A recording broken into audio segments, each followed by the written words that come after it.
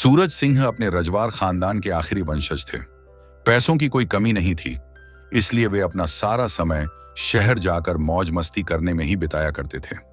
एक शाम जब वह शहर से लौटकर अपनी हवेली की तरफ जा रहे थे, तभी उनकी नजर सामने से आ रही बतानी पर गई, जो उन्हीं की हवेली में झाड़ू पोछा करने का काम किया करती थी।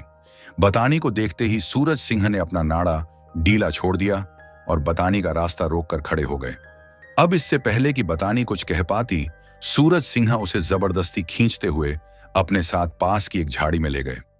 देर रात जब सूरज सिंह अपनी हवेली में पहुंचे तो देखा कि उनकी बीवी दिव्यानी घोड़े बेचकर सो रही थी।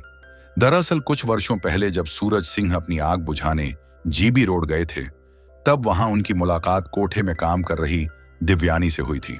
दिव्यानी की सुंदरता देखकर सूरज सिंह ने आगे चलकर उससे शादी कर ली और दिव्यानी के बेटे अंकुर को भी गोद ले लिया।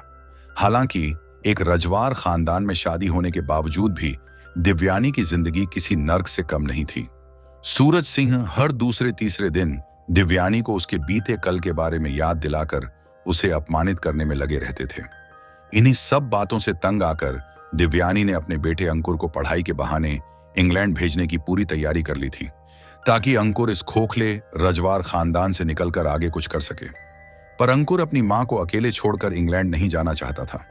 इस पर दिव्यानी ने अंकुर को यह कहकर मना लिया कि जब अंकुर इंग्लैंड में सेटल हो जाएगा तब वह भी उसके साथ वहां जाकर रहने लगेगी। हालांकि इधर सूरज सिंह अंकुर को इंग्लैंड भेजने के खिलाफ थे। इस बात को लेकर आए दिन उनकी दिव्यानी के साथ बहस होती ही रहती थी। दिव्यानी अब अपनी इस जिंदगी से पूरी तरह से तंग आ चुकी थी। उसका मन करता कि कब वह उस हवेली को छोड़कर वहां से चली जाए, पर अपने बेटे के उज्जवल भविष्य की चिंता उसे रोक कर रखे हुए थी। एक रोज जब सूरज सिंह किसी काम से शहर गए हुए थे, तब दिव्यानी ने अपनी काकी को कॉल लगाया। दरअसल दिव्यानी उसी काकी के कोठे पर काम किया करती थी। काकी ने जब दिव्यानी से उसका हालचाल पूछा तो सामने से दिव्यानी ने चुप्पी साध ली। दिव्यानी की चुप्पी ने काकी को उनके सवाल का जवाब दे दिया था। अगली सुबह जब सूरज सिंह सोकर उठे तो उनकी नजर रेखा नाम की एक नई नौकरानी पर गई।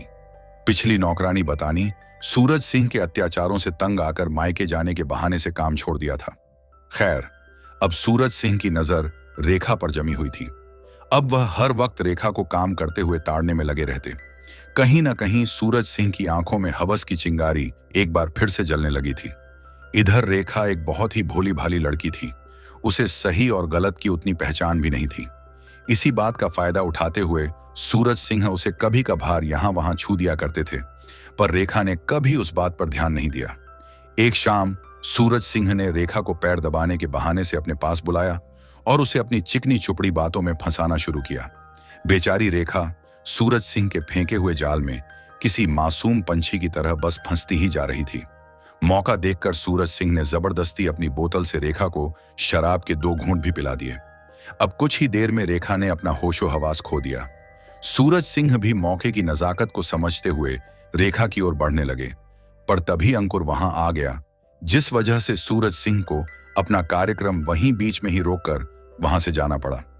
इधर रेखा जब अपने कपड़े ठीक कर रही थी, तब अंकुर भी उसे एक अजीब नजर से देखने लगा। हालांकि रेखा कुछ ही सेकंड में वहां से चली गई। एक शाम जब सूरज सिंह पैग लगा रहे थे, तभी दिव्यानी उनके पास आई और बताया कि कुछ लोग हवेली को खरीदने की बात करने आए हुए थे। इतना सुनते ही सूरज सिंह दिव्यानी पर भड़क गए और कहा कि उनकी यह हवेली उनके खानदान की आखिरी निशानी है। उस हवेली को बेचकर वह उसे किसी होटल में तब्दील नहीं करना चाहते।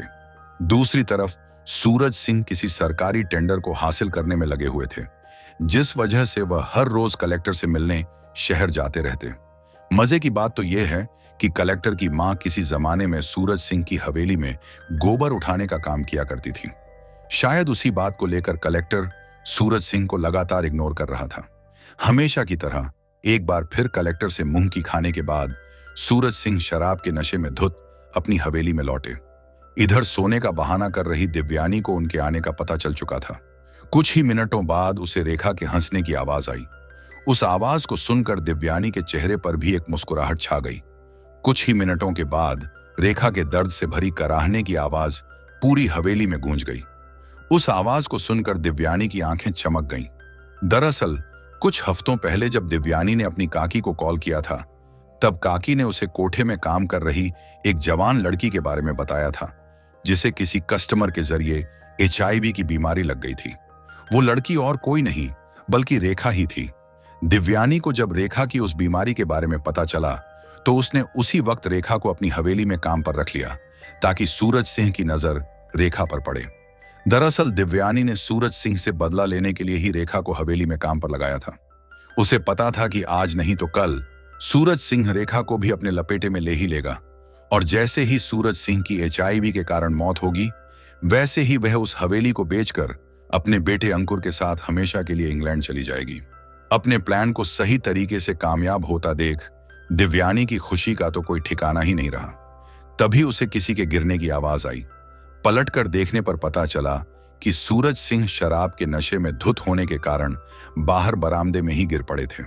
सूरज सिंह को देखते ही दिव्यानी के चेहरे पर जो मुस्कुराहट थी वह पल भर में किसी मच्छर की तरह गायब हो गई, क्योंकि सामने वाले कमरे से अभी भी रेखा के कराहने की आवाज आ ही रही थी।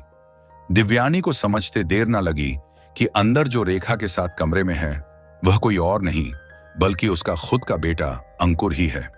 तो कुछ इस तरह दिव्यानी अपने ही बिछाए जाल में फंस गई और अपने बेटे, जिसके उज्जवल भविष्य के लिए उसने यह चाल चली थी, उसे हमेशा के लिए खो दिया।